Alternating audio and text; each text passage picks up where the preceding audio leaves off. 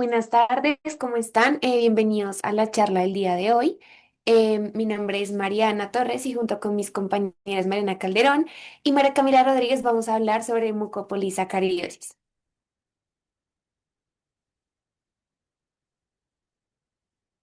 Bueno, básicamente los temas que vamos a tratar el día de hoy, una pequeña introducción, la fisiopatología, la clasificación, las manifestaciones clínicas, cómo diagnosticar la mucopolisacaridosis, el tratamiento de esta, algunas complicaciones y conclusiones finales.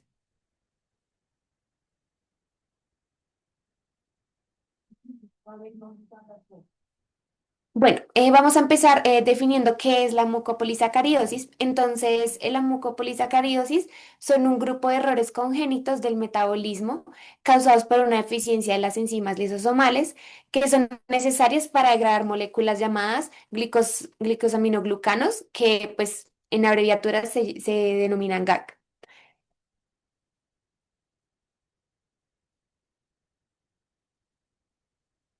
Bueno, ahora vamos a hablar un poco sobre la epidemiología de la mucopolisacaridosis. Entonces, pues este grupo de enfermedades, pues la incidencia estimada es aproximadamente una de cada 20.000 nacidos vivos. También los trastornos de almacenamiento lisosomal en general tienen una prevalencia estimada entre 7,6 y 16,3 por cada 100.000 personas. La enfermedad de Huller, que es la mucopolisacaridosis tipo 1, tiene una prevalencia de aproximadamente una en 100.000 nacimientos. También tenemos que la enfermedad de Hunter, que es mucopolisacaridosis tipo 2, presenta una incidencia similar, aunque pues en algunas poblaciones puede ser más frecuente dependiendo pues la región de estudio. Y algo muy importante a tener en cuenta es que la endogamia o en ciertas comunidades con altas tasas de matrimonio consanguíneo, por ejemplo, cuando se casan entre primos, entre hermanos o entre miembros de la misma familia, la prevalencia pues de las mucopolisacaridosis puede ser mayor.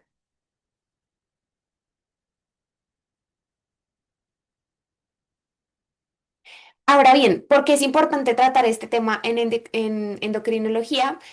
Pues porque las mucopolisacaridosis tienen impacto en la alteración del crecimiento óseo, pues debido a que pues, estas enfermedades retrasan el crecimiento, sobre todo en pacientes pediátricos, porque pues hay disfunción de las glándulas endocrinas por acumulación de los GAG, como en la tiroides o en las suprarrenales, y porque pues van a haber varias manifestaciones hormonales secundarias a la disfunción multiorgánica.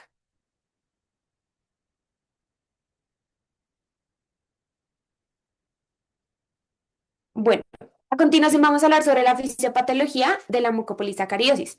Pero para entender esto, primero debemos saber qué son los GAG. Los GAG, como ya les dije anteriormente, son los glucosaminoglucanos, que son polisacáridos largos con con carga negativa. Estos forman parte de la matriz extracelular que pues están presentes en el cartílago, en el hueso, las válvulas cardíacas, la córnea y la piel. Más adelante vamos a ver que la mayoría de las manifestaciones clínicas se van a dar en estos tipos pues de partes del cuerpo. También pues que están unidos a proteínas, esto es súper importante, que se llaman proteoglucanos y que su degradación normal ocurre dentro del lisosoma en pasos enzimáticos secuenciales, que esto también es tremendamente importante para poder entender la fisiopatología. Entonces, como podemos ver en la imagen de la derecha, tenemos, por ejemplo, el hueso. Entonces, el hueso está compuesto de fibras de colágeno, de espacio articular y de condrocitos. Tenemos acá, bueno, no sé si lo pueden ver, no sé, Cami, si me puedes ayudar a señalar ahí, porfa. Tenemos como esas líneas curvas que son pues los GAG, que pues ahí están los GA que están unidos a proteoglucanos, están los glucosaminoglucanos, ácido hialurónico y colágeno. Entonces, como podemos darnos cuenta, estos GAC son muy importantes para mantener la composición de la matriz extracelular. Y como todo, pues en medicina, todo debe tener como un equilibrio para que pues no sea patológico. En este caso, en las mucopolisacaridosis, pues estos GAC van a estar aumentados y pues van a dañar o pues terminar de em, ¿cómo decirlo de cierta forma? Como de, pues así, de dañar estos tejidos.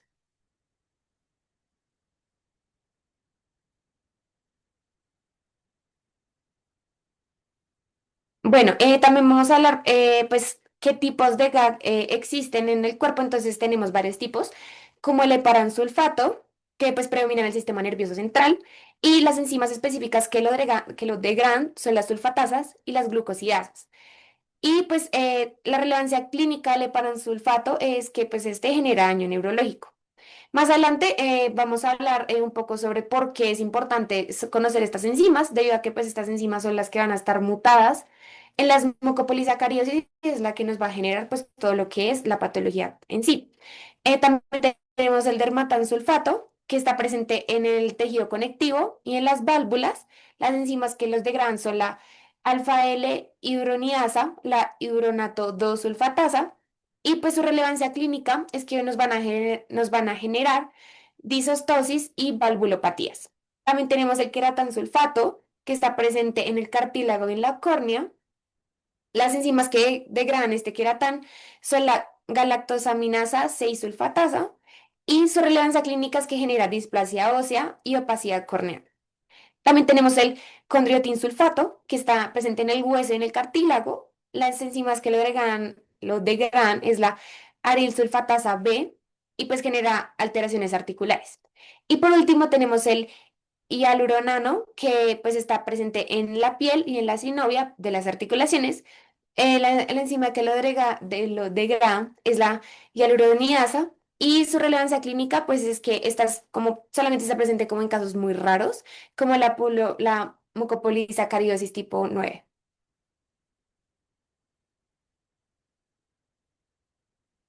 Bueno, primero para entender la fisiopatología tenemos que entender el metabolismo normal de los glucosaminoglucanos.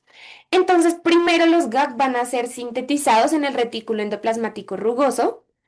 Cami, ¿me puedes ayudar a señalar ahí para que pues podamos ver por favor? Listo. Entonces, luego de que son sintetizados en el retículo endoplasmático rugoso, van a ser modificados en el aparato de Golgi. Luego de eso, dentro del aparato de Golgi se van a ensamblar sobre proteínas, que son los proteoglucanos, y que luego van a ser transportados a la membrana plasmática o secretados al espacio extracelular. Cuando estos son secretados al espacio extracelular, se van a ir a cumplir sus funciones en los diferentes tejidos que hemos venido hablando, como lo es el cartílago, la piel, las válvulas cardíacas, etcétera. Luego de que cumplen su función, la célula los recaptura por endocitosis, formando vesículas dentro de la membrana plasmática, y luego esas vesículas con los GAG entran al sistema endosomal, es decir, al lisosoma, y allá se digieren para ser degradadas. Entonces, básicamente, este es como el metabolismo normal.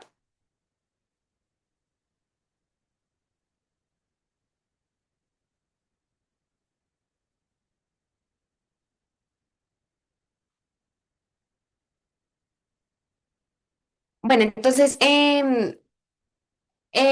como la degradación dentro del lisosoma es un poco difícil de explicar porque pues básicamente son muchos GAG, pero en general, como pues ya les expliqué, se van a degradar de compuestos como muy complejos a compuestos sencillos para que la célula los pueda degradar dentro del lisosoma.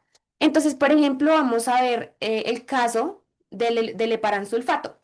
Entonces, el heparansulfato va a ser cambiado, como convertido, gracias a la hidronidato sulfatasa. Ay, espera, la siguiente sí. Ya, perdón.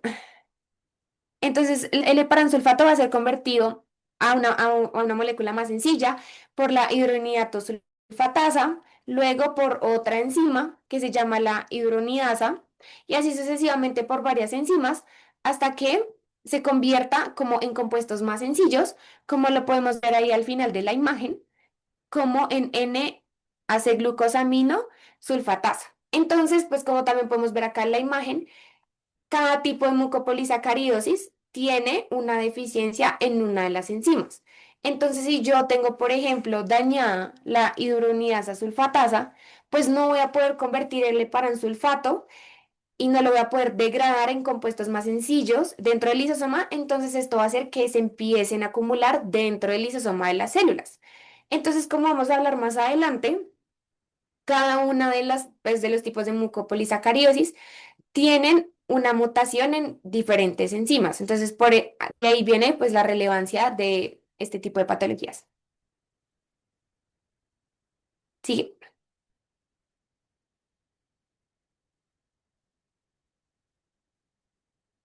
Bueno, ahora como ya entendimos la parte normal, ahora vamos a ver qué es lo que ocurre cuando se presentan las mucopolisacaridosis. Entonces, vamos a tener primero un defecto en enzimas lisosomales específicas, como les mostré en la diapositiva anterior. Entonces, pues cada tipo de mucopolisacaridosis está causada por una mutación en un gen que codifica una enzima lisosomal encargada de degradar un GAG particular. Entonces, por acá, digamos, acá tenemos un ejemplo. La hidroniatodosulfatasa en la mucopolisacaridosis tipo 2 o la alfa L hidronidasa en mucopolisacaridosis tipo 1. Entonces, ¿qué es lo que pasa? Que la deficiencia o la actividad disminuida de estas enzimas impide, como ya lo veníamos hablando, que se degrade completamente los GAG dentro del lisosoma. Esto hace que se acumulen en los lisosomas de los diferentes tipos de células como en el cartílago, en las válvulas, en los huesos, en la córnea, en la piel. Luego, pues cuando ya se empieza a generar esta acumulación de GAG en lisosomas, se va a generar una insuficiencia enzimática que provoca que pues los GAG no sean completamente degradados. Se van a acumular pues dentro del lisosoma y hace que el lisosoma se empiece como a ensanchar, a enlargar. Y cuando el lisosoma se enlarga, va a generar que se distorsione la arquitectura celular y pues al distorsionar esta arquitectura, vamos a generar que pues la célula no funcione normalmente. Entonces, como podemos ver acá en la imagen de la derecha, cuando no tenemos las enzimas afectadas o el gen mutado, pues pues la célula va a poder como degradar estos GAP y pues se van a poder excretar en orina, en el torrente sanguíneo o van a poder ir a diferentes tejidos a cumplir sus funciones. Pero cuando tenemos pues una afectación, como lo es la mucopolisacaridosis tipo 1, los aminoácidos, o sea, las proteínas producidas en las células, que son los GAP, pues no van a poder degradarse dentro del lisosoma y se van a empezar a acumular. Entonces este va a empezar a crecer y va a degenerar la arquitectura de la célula, lo que pues va a terminar en daño celular y pues dando unas manifestaciones clínicas de las cuales vamos a hablar más adelante.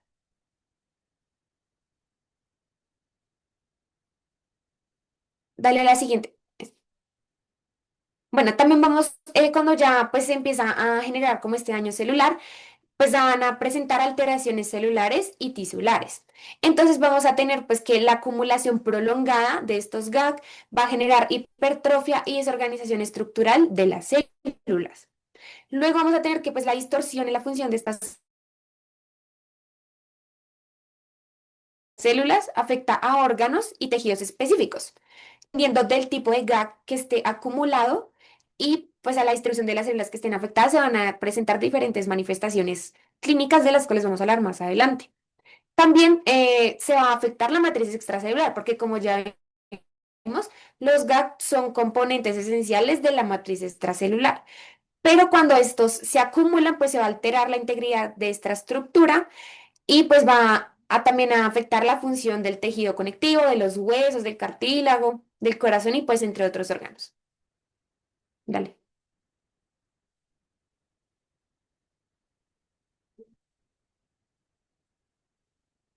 Bueno, luego de que ya pues la arquitectura celular de la célula pues empieza a dañarse, a deformarse y pues empiezan a acumular estos GAG, pues va a haber una respuesta inflamatoria y un estrés oxidativo. Entonces, pues como se acumulan estos GAG, pues el estrés de las células afectan procesos de señalización y pueden activar respuestas inflamatorias que contribuyen aún más al daño celular. También podemos tener que, pues van a haber alteraciones en vías de señalización y en la expresión génica. Entonces, pues hay estudios transcriptómicos donde se menciona que las alteraciones de la expresión genética y en la fusión de receptores hormonales, como el GPR1 y el OXTR, están implicados en la fisiopatología de las mucopolisacaridosis, afectando procesos celulares adicionales y contribuyendo a la disfunción global. Entonces, como podemos ver en la imagen de la derecha, básicamente pues los GAG van a activar diferentes vías de inflamación celular, como tenemos por ejemplo las especies reactivas de oxígeno que nos van a generar disfunción mitocondrial y van a interrumpir la autofagia pues de estos GAG. También vamos a tener que pues también vamos a tener un estrés en el retículo endoplasmático, pues lo que también va a generar como procesos en lo que es la recaptación de calcio.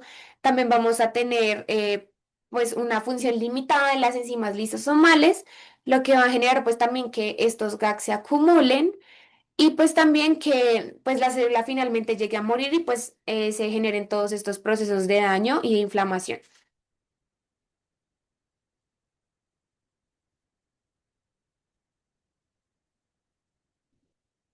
Listo. Ahora vamos a hablar sobre la clasificación de las mucopolisacaridosis. Entonces, la clasificación de las mucopolisacaridosis tradicionalmente son 11, que incluyen los tipos clásicos y resultan en la deficiencia de 11 enzimas. Entonces, estos tipos son la mucopolisacaridosis tipo 1, que se divide en Hüller-Chey, Hüller-Chey, la mucopolisacaridosis tipo 2, que es la de Hunter, la tipo 3, que es la de San Filipo, y tiene cuatro subtipos A, B, C y D, la tipo 4, que es la Morquio, y que tiene subtipos A y B, la mucopolisacaridosis tipo 6, que también se llama síndrome de Marus-Teulami, la mucopolisacaridosis 7, que es la de Sly, y la tipo 9, que es la de Natowitz.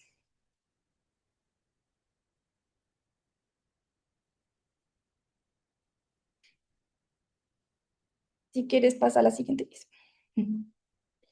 Entonces aquí vemos una clasificación bioquímica en donde vamos a ver el tipo de mucopolisacaridosis, su subtipo, la enzima que está deficiente y el glicosaminoglicano que está acumulado. Entonces lo importante aquí de esta tabla es ver como el glicosaminoglicano acumulado, porque por ejemplo, cada uno va a causar una manifestación clínica diferente. Por ejemplo, los que tienen acumulación de heparansulfato van a tener más manifestaciones a nivel del sistema nervioso central. Y a destacar, por ejemplo, que la tipo 9 es la única que acumula ácido hialurónico.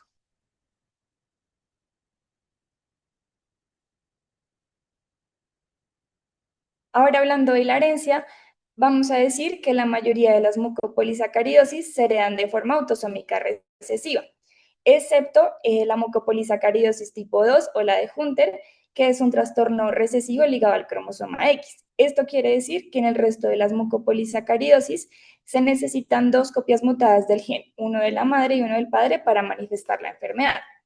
Mientras que en la mucopolisacaridosis tipo 2 en los hombres basta con una copia mutada del gen para causar la enfermedad. Es por esto, y en las mujeres se necesitan necesariamente las dos copias mutadas. Es por esto que los hombres van a manifestar más este tipo de mucopolisacaridosis. Ahora hablando de las manifestaciones clínicas, si quieres pásala, vamos a hablar del crecimiento. Entonces, las mucopolisacaridosis van a mostrar un patrón claro de longitud superior al nacer a la media. Después se va a ver un retraso del crecimiento en la primera infancia y por último una disminución del crecimiento en la adolescencia. Este sobrecrecimiento observado se va a deber a una acumulación prenatal de glicosaminoglicanos que van a potenciar la señalización proliferativa mediante la interacción de factores de crecimiento, lo que va a conllevar a un aumento de la masa celular y tisular y con ello pues una mayor longitud al nacer. Sin embargo, esta acumulación progresiva de glicosaminoglicanos lo que va a hacer es alterar la arquitectura del cartílago y va a dañar los condrocitos de la placa de crecimiento y pues va a interferir en la osificación endocondral.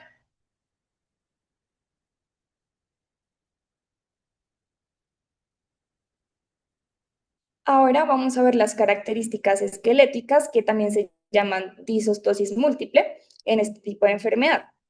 Entonces, la primera de ellas es la rigidez articular, que es una característica distintiva de esta patología que se debe, como ya dije, a la acumulación de depósitos de glicosaminoglicanos en el hueso, en los condrocitos, en el cartílago articular y en los tejidos circundantes. Este tipo de manifestación es mucho más común en la mucopolisacaridosis 1, 2, 6 y 7, a excepción de la mucopolisacaridosis tipo 6, en donde estos niños van a tener una marcada laxitud de los ligamentos y de las articulaciones. Por otro lado, vamos a tener la cifosis toracolumbar, que la podemos ver en la imagen tipo A, en la imagen A, no sé si la puedo señalar ahí, que es lo que coloquialmente llamamos como la jiba y que es uno de los signos más tempranos y característicos de la mucopolisacaridosis. 1H.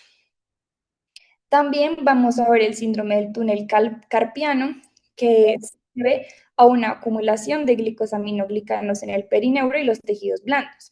Y esto lo que va a provocar es una compresión del nervio mediano. Ay, no, te vuelve triste. Los trastornos de mucopolisacaridosis son la causa más común de síndrome del túnel carpiano en niños. También vamos a ver una inestabilidad craneovertebral debido al desarrollo insuficiente del hueso dentario que va a predisponer a una inestabilidad atlantoaxial. Y esto es un rasgo distintivo de la mucopolisacaridosis 1, el subtipo A y B de la 4 y la 6. Esta inestabilidad craneovertebral lo que va a provocar es la compresión medular.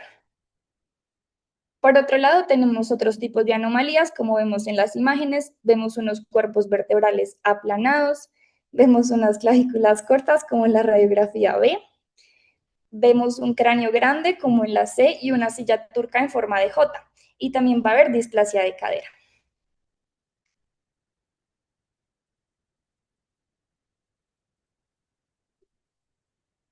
Por otro lado, tenemos las hernias. Entonces, en la mucopolisacaridosis tipo 2, durante el primer y segundo año de vida, las hernias inguinales van a ser mucho más comunes en los niños que padecen este tipo de mucopolisacaridosis. Los niños con mucopolisacaridosis 1, 6 y 7 van a presentar hernias umbilicales y las mucopolisacaridosis tipo 3 y 4 son mucho más propensos a desarrollar hernias que la mayoría de la población sana.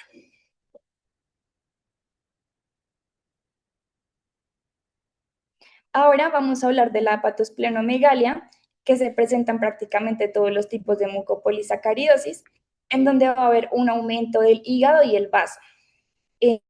Solo la mitad de los pacientes con mucopolisacaridosis tipo 3 van a presentar hepatomegalia y un pequeño porcentaje es esplenomegalia. Si bien este aumento del tamaño de estos dos órganos no va a afectar la función como per se de ellos, porque no va a haber como niveles como anormales de transaminasas hepáticas, sí por el aumento del tamaño pueden generar una presión sobre el diafragma y pueden y pueden generar una dificultad respiratoria.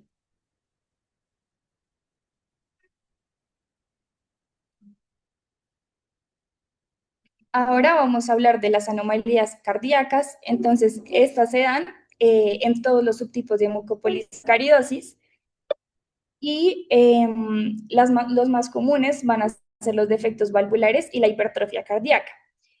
Em, los depósitos de glicosaminoglicanos, especialmente de dermatansulfato, se van a acumular como en las estructuras tendinosas del corazón y en las válvulas, principalmente la mitral y la aórtica, y van a causar un engrosamiento y daño resultando en una estenosis y una regurgitación.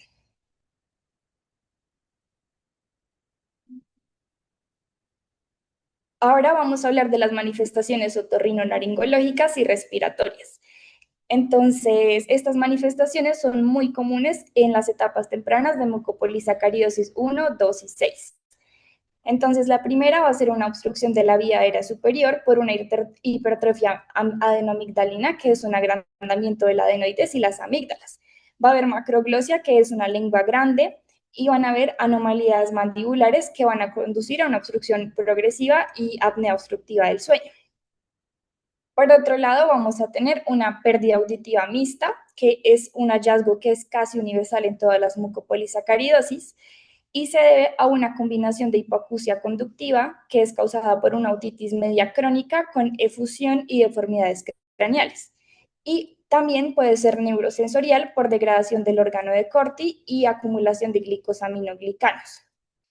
También va a haber una afección traqueal que se debe al depósito de glicosaminoglicanos que pueden causar estrechamiento y debilidad del cartílago de soporte que van a generar traqueomalacia, que es como un colapso de la tráquea y pues puede generar complicaciones.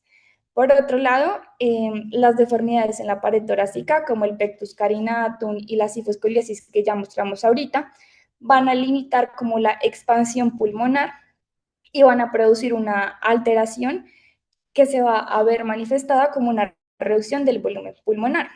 Además de eso, pues como ya mencioné ahorita, en la hepatosplenomegalia, pues el agrandamiento de estos órganos pues van a así como a empujar el diafragma hacia arriba y pues van a comprometer la función respiratoria.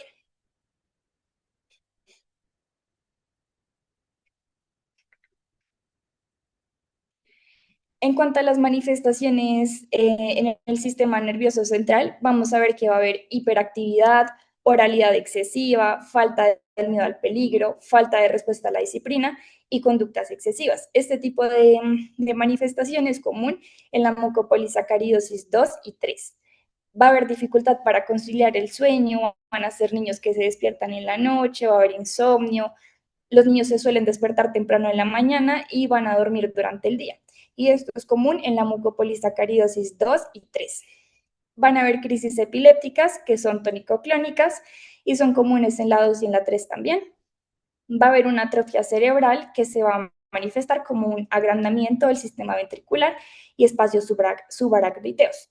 También se va a presentar una hidrocefalia debido a la reabsorción deficiente de líquido cefalorraquídeo secundaria a la acumulación de glicosaminoglicanos en las granulaciones aracnoideas.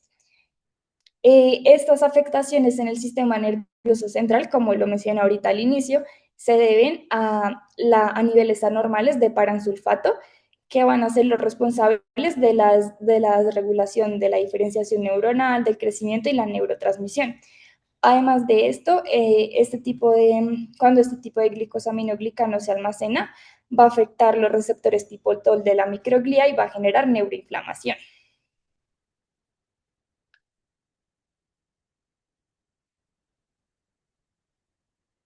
Por último, tenemos la característica ocular más común, que es la opacidad corneal, por acumulación por gránulos de glicosaminoglicanos que van a ser de color grisáceo amarillo en todas las capas de la córnea.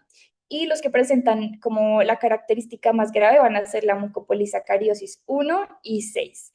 Y así como una diferente es que la mucopolisacariosis 3 va a presentar retinopatía. Y ya la última es la hidropexia fetal no autoinmune, que es causada por una acumulación anormal de líquido intersticial en los compartimentos fetales, como la cavidad peritoneal, la pleura y el pericardio, o puede ser por un edema cutáneo generalizado. Este tipo sí, como de hidropexia fetal autoinmune se ha descrito en pacientes con mucopolisacaridosis 1, en mucopolisacaridosis de subtipo 4A y en la 7. Y tiene como una mayor frecuencia en la 7. Y en los casos más graves, en este subtipo que es el 7, puede provocar la muerte fetal o muerte fetal temprana o en los primeros días o semanas de vida.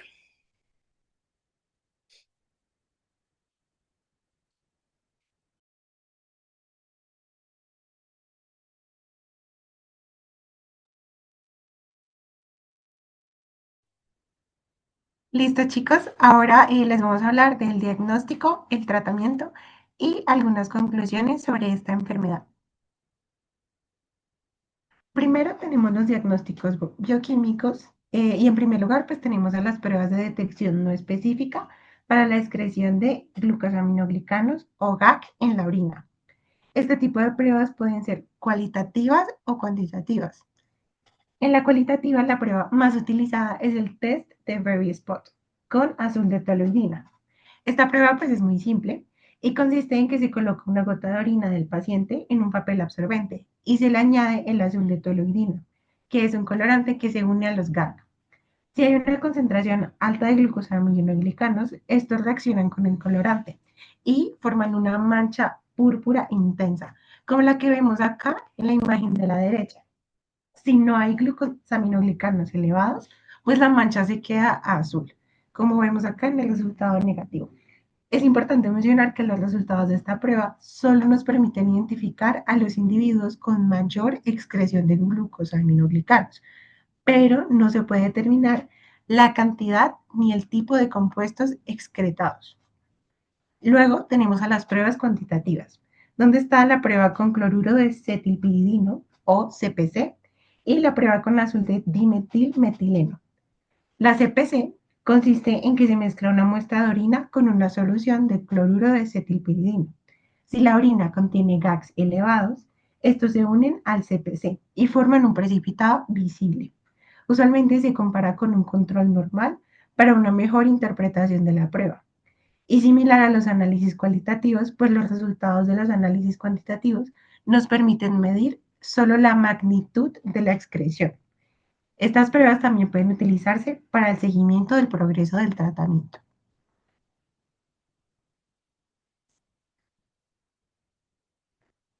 Luego tenemos la diferenciación de GAG en orina. El tipo de glucosaminoglicanos excretados puede determinarse mediante análisis cualitativos, como lo es la electroforesis, la cromatografía de capa fina y la cromatografía líquida de alta resolución. Esta última es la que demuestra un mayor porcentaje de sensibilidad. Este tipo de cromatografía consiste en tomar una muestra de orina tratada para liberar disacáridos de glucosaminoglicanos e inyectarla en un sistema de alta presión.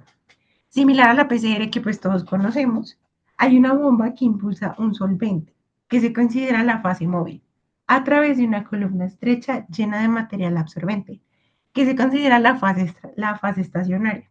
Cada molécula de la muestra pues interactúa de manera diferente con el material de la columna. Y por estas diferencias los compuestos salen de la columna en distintos tiempos, llamados tiempos de retención. Luego, pues hay un detector que registra cuándo y cuánto salen estos compuestos y de esta manera podemos separar, identificar y cuantificar pues exactamente qué tipo de glucosaminoglicano se está excretando. También tenemos la demostración de la inactividad enzimática, la cual pues en general, bueno, las pruebas enzimáticas se utilizan como una segunda etapa diagnóstica, tras encontrar que efectivamente pues sí hay alteraciones en los glucosaminoglicanos urinarios. Su función es medir directamente la actividad de la enzima lisosomal sospechosa en distintos materiales biológicos. Si la actividad de la enzima pues está muy reducida o está ausente, pues se confirma la presencia de una mucopolisacaridosis. Estas pruebas pueden ser realizadas en distintos tejidos, tales como los leucocitos sanguíneos aislados, el plasma o el suero, los fibroblastos cutáneos cultivados, los amiocitos o vellosidades coriónicas cultivadas, que pues se usan para pruebas prenatales, e incluso en manchas de sangre seca.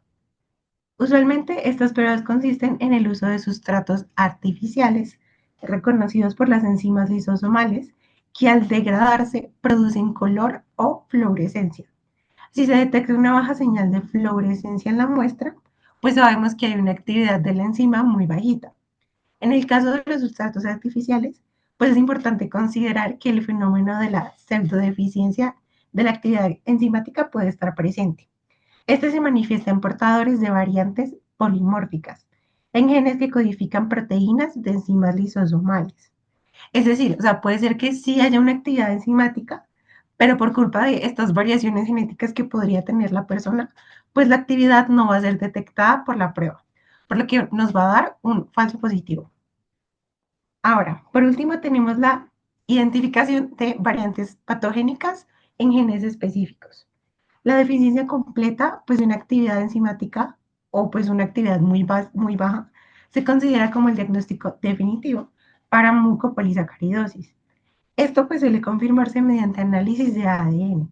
Adicionalmente, el conocimiento de la base molecular pues, de la enfermedad en una familia pues también es muy útil para el asesoramiento genético. Y en casos de alta actividad residual, pues el diagnóstico se confirma mediante análisis de mutaciones y la demostración del almacenamiento del sustrato, perdón.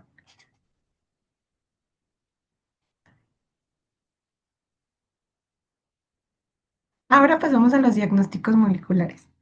El diagnóstico molecular pues se centra en identificar los cambios o mutaciones patógenas en los genes causantes de los mucopolisacáridos.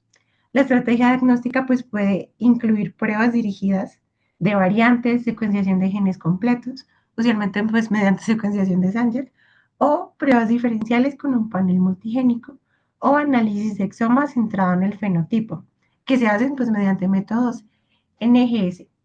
Si solo se identifica una variante, pues se debe realizar pruebas moleculares adicionales, ampliando el análisis para incluir la detección de CNV, así como la evaluación de regiones intrónicas profundas que puedan afectar el splicing. Acá a la derecha pues está una tabla que yo hice en la que pues nuevamente repasamos todos los tipos de mucopolisacaridosis que hay y las asociamos a los diversos genes que se encuentran defectuosos y a las enzimas que codifica cada uno de estos genes, similar a la tabla que presentó mi compañera Mariana pues hace unos momentos.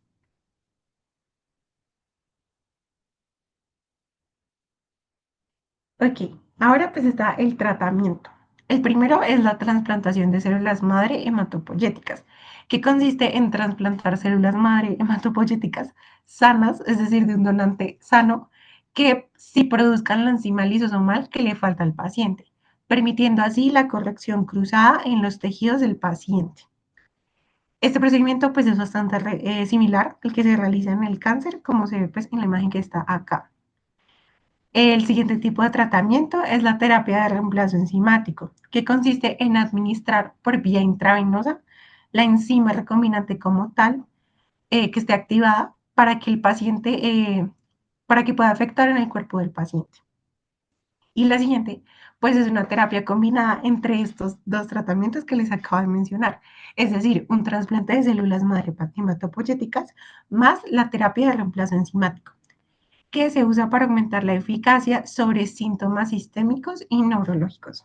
Pues usualmente se reserva para casos graves.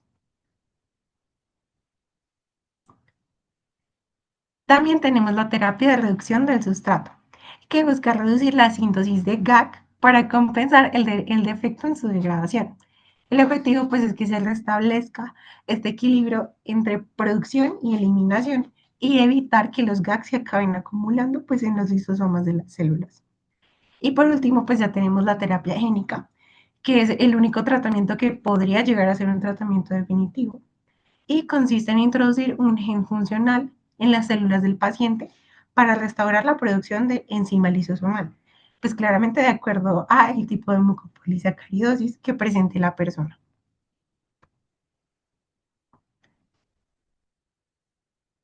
Para concluir, pues podemos afirmar que las mucopolisacaridosis son enfermedades multisistémicas, son muy complejas y su gravedad del tipo de glucosaminoglicano acumulado y del déficit enzimático que haya. El diagnóstico temprano pues es muy importante para mejorar el pronóstico de la enfermedad y evitar pues que se manifiesten todas las manifestaciones clínicas que mencionaron antes mis compañeras. También pues tener en cuenta que existen terapias efectivas para algunos tipos de mucopolisacaridosis, pero ninguna cura completamente la enfermedad, a excepción de la terapia génica, que fue la que mencioné hace poco. Y la investigación en terapia génica y edición genética, pues es una vía prometedora hacia tratamientos definitivos, pero pues aún está en desarrollo.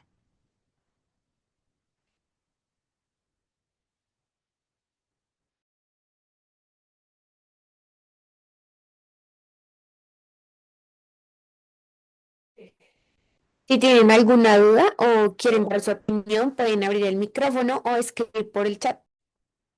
De verdad, muchísimas gracias por esta charla. De verdad estuvo muy